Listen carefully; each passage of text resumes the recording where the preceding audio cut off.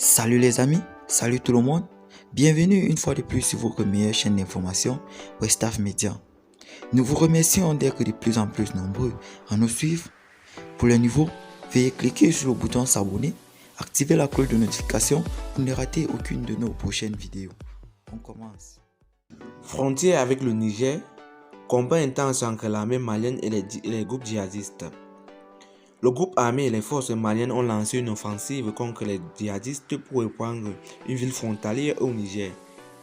Mais c'est toute la région qui est depuis des semaines le théâtre de violences auxquelles les civils paient des lourdes sanctions. La bataille des derniers jours pour Abdurrahman Kankan, où les djihadistes voulaient, pour ainsi dire librement, était un aspect de la grave détérioration sécuritaire rapportée par différents acteurs autour de Manaka.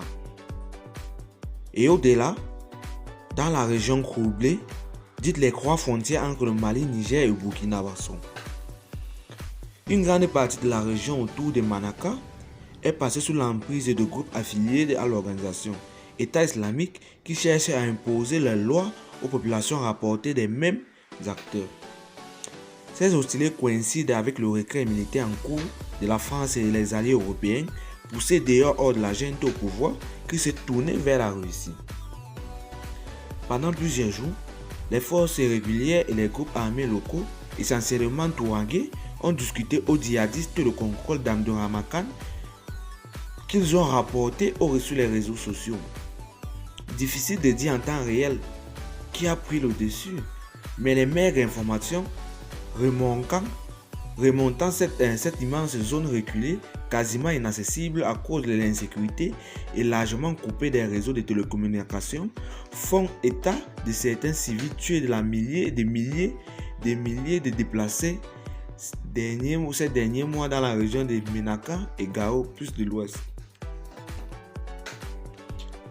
Elles rendent compte non seulement d'affrontements avec des combattants, mais aussi des massacres.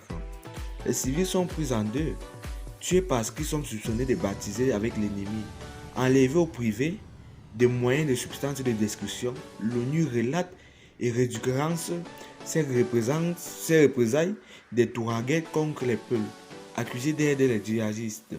Dramatique, le chef de mission de l'ONU au Mali, MINUSMA, et El Kassim Wan en invite à Menaka le 31 mai, jugeait la situation extraordinaire et dramatique.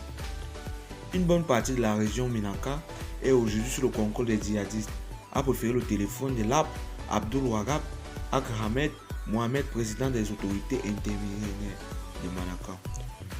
Plusieurs centaines de civils ont été tués et entre 20 000 et 3 000 personnes, et entre 20 000 et 30 000 personnes